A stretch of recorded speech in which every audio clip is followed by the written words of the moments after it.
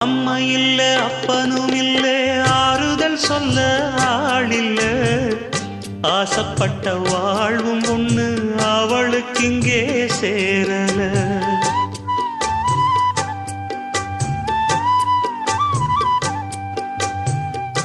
ஆளான நாளிலிருந்து ஆசையும் வச்சா மாறல